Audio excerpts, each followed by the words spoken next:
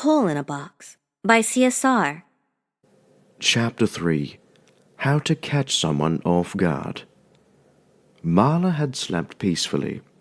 No insomnia and no nightmares. Though a peaceful night's sleep didn't seem to eliminate her baggy eyes. That wasn't a big concern of hers, though. She had to make sure she was prepared for the night ahead of her. Hopefully, the monster would come back again, and she could make contact. She felt bad for the person. He or she probably kept getting startled whenever Billy noticed the intruder and flipped out. Marla was determined to make the monster feel welcomed. She had placed the box in the closet of her room, room 2, and went about with the day as normal. She filled drawings with images of monsters of her own creation during art time, and patiently waited in her room during break. Nothing at all happened during the day, but Marla assumed that the excitement would come in the night. Only time could prove her right or wrong.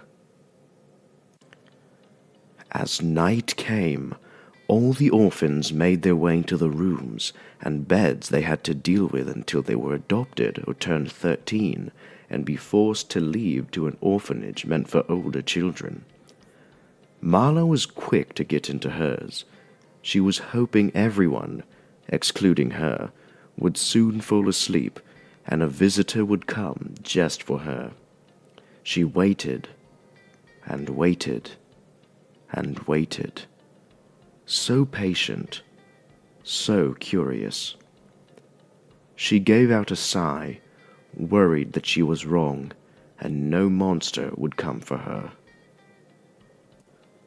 Suddenly, there was some sort of creaking noise, so very silent, that sounded like the way the box would sometimes creak whenever Marla opened it.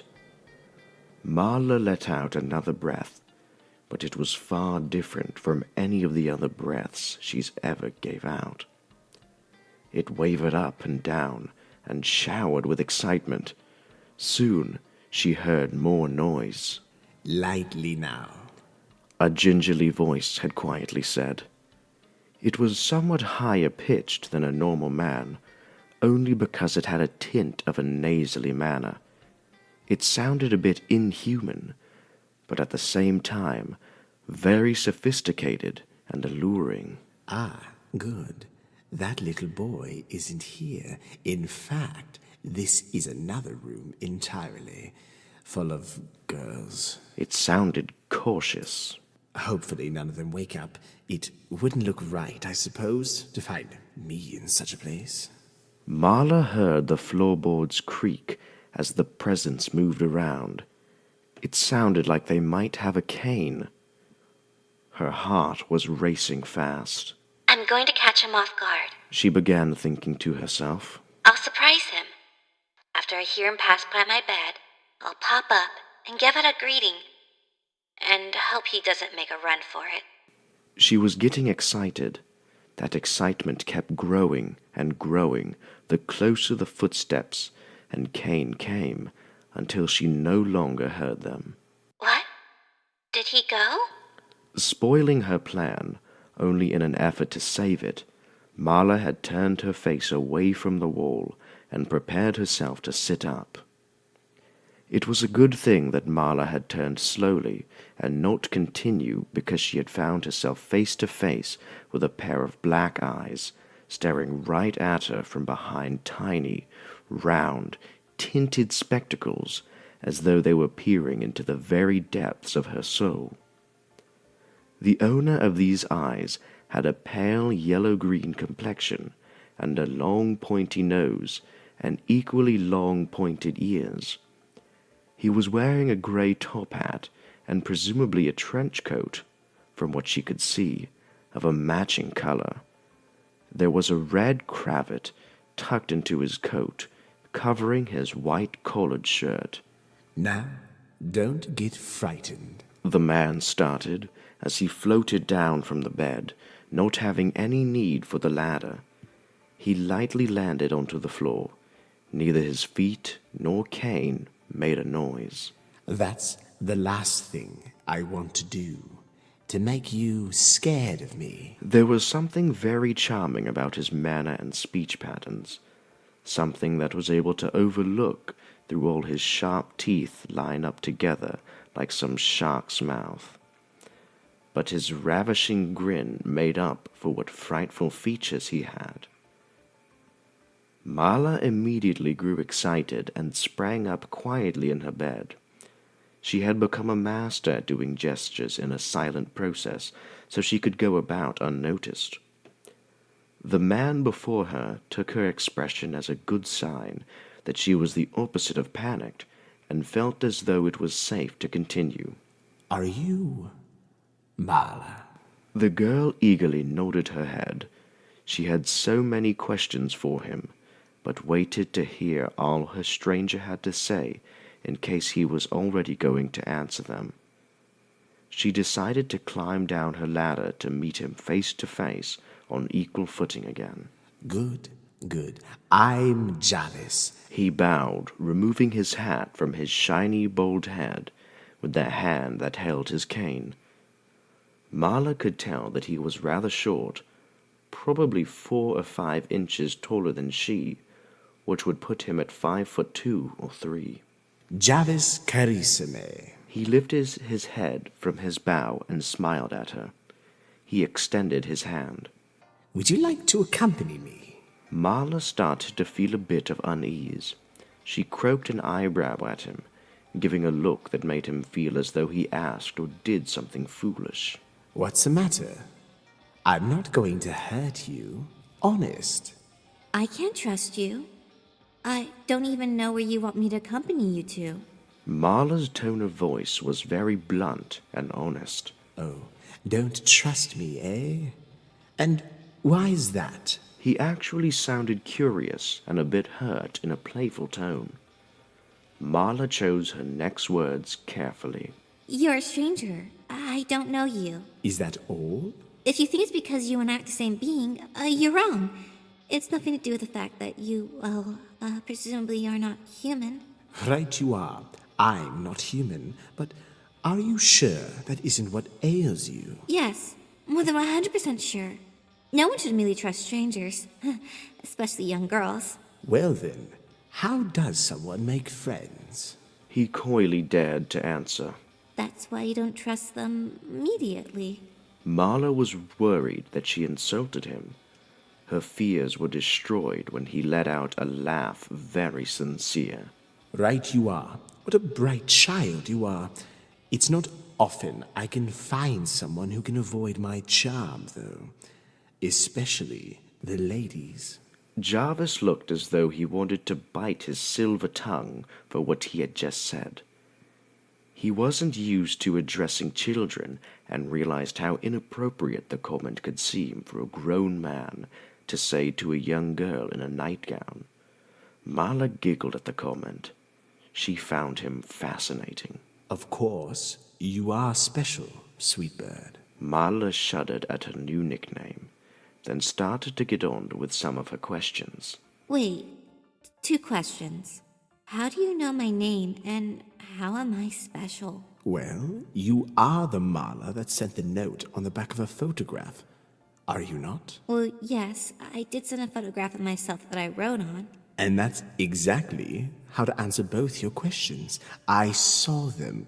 The moment I saw your adorable face, I knew you were a very special girl. We all did. We? Why, all the others, as you know us to be monsters. Do you honestly call yourselves that? No, not usually. We prefer the term smarag. Tell me about the place you came from, please. I want to know. Is it mainly inhabited by smaragds?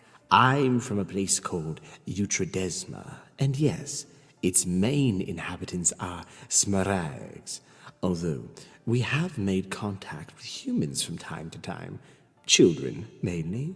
We call this place Homins, since all the humans live here. We call this Terra. Well, yes, we all live on this planet, Terra. There's just a gap between our 2 worlds, but it is indeed the same. Oh, sorry. Marla started to feel ignorant and like she was being offensive, assuming they weren't from the same world, and like he didn't know what it was called. Oh, dear sweet bird, you've got nothing to apologize for. You didn't know, and you're only a child. Why did you come? You asked me to. I did? He started to quote her note. I am very interested to meet one of you. That is what you wrote, right? Marla took a moment to think. I suppose it is. But what about Eutrodecima? Could you tell me more? Why should it matter? His smile started to waver to a flatter form, and there was something cold in his voice. And to know about your world. What? I asked someone to come, but I also asked to know more about your world. Jarvis paused, removed his spectacles to wipe them with a handkerchief in his breast pocket, and put them back on. True. So, you won't tell me? Marla grew concerned. No real reason. I wanted to meet you. Find out about the marla. But I don't want to be here. I want more than this. Suddenly, a spark lit up in Jarvis's coal eyes. His grin came back curved, bigger than ever.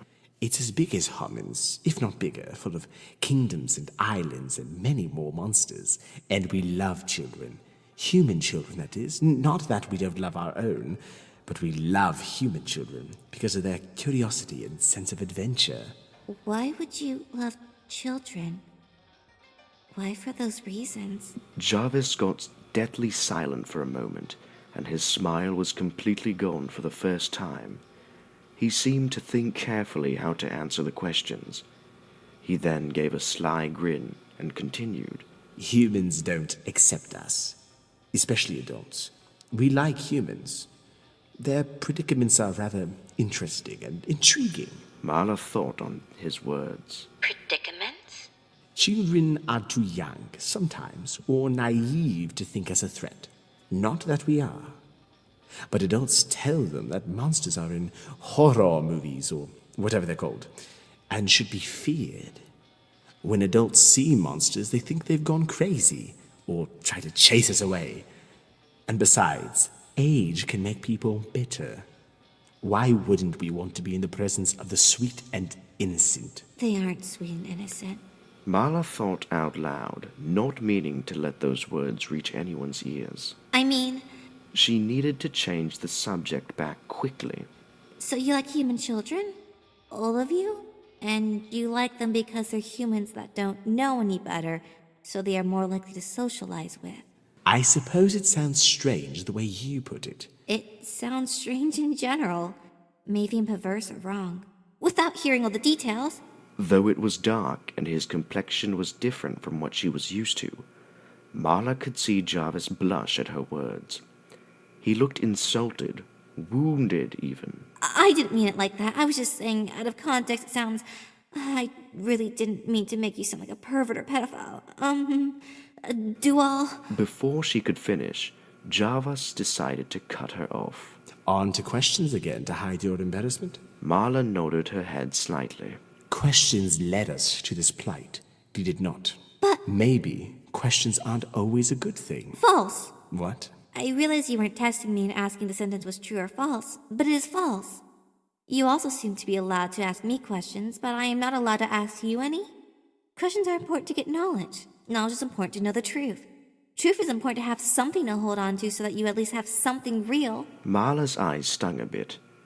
Questions seemed to be a passion of hers, mainly because she needed something. Marla wanted knowledge because it was the only thing she felt she could ever truly have. Sometimes we might ask the wrong questions. But no matter what, there'll be an embarrassing moment in someone's life with or without being inquisitive. So I'd rather be embarrassed by my questions and receive knowledge than to have not learned what I wanted to. Jarvis once again pulled out his handkerchief. I'm sorry. Marla's voice softened. Oh, dear little sweet bird, you apologize too much. Jarvis extended his arm with the hanky as to offer it to her. Marla stared at him and his gesture inquisitively. Still don't trust me? You looked like you were about to cry. I thought you'd need it. Marla looked even more confused than before. The handkerchief, you know, to wipe your tears. That's really nice. The girl looked very struck by such an act of kindness, especially since she felt like she said insulting things to him by accident. It's not that nice. Seeing that Marla wasn't going to take it, Jarvis retreated his hanky back into his pocket. Anyone would do it, especially for a sweet girl like you.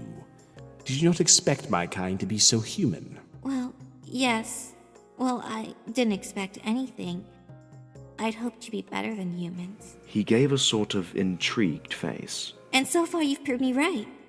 I often find humans to be the ones that cause my tears on purpose instead of trying to wipe them away. Even though you are a stranger. Marla couldn't believe that anyone, be it monster or human, could ever be that nice. Sorry to cut this short, but it's getting awfully late, and I should head back.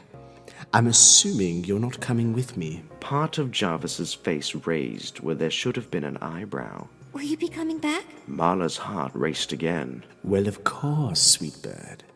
I'm not giving up on you so easily. Good. She smiled. I'd love to talk to you again. I have more questions. And I'd love to talk to you again, too, and bring you on an adventure. You look like you could use one. And some rest. Jarvis made a gesture insinuating that he was talking about the bags under her eyes. Right. Good night, my little sweet bird, Jarvis said as he approached the box. Marla's heart stopped. He was going to leave again, not knowing when he'll be back. Good night, Mr. Carissime, please, call me Jarvis. Good night, Jarvis. Sleep well. With that, Marla stood silently exchanging looks with her stranger. Wait, Marla began. I want you to know another reason I didn't trust you. It's because of your smile. It has to be so big for a reason. It's probably because you were holding 1,000 truths and secrets in it. Jarvis laughed at the remark. You really are a wise girl. Then he continued to stare at her. Marla suddenly got the feeling that she wasn't supposed to watch him leave, so she slowly turned and climbed up her bed's ladder. She crawled over her sheets and blankets and waited to hear the creaking of the box's lid and the presence of her visitor disappear. Once she felt certain, Marla peered over her bedpost and saw that Jarvis was gone, and she was once again alone. Good night. Do come again. She silently said to herself. Please, don't forget me.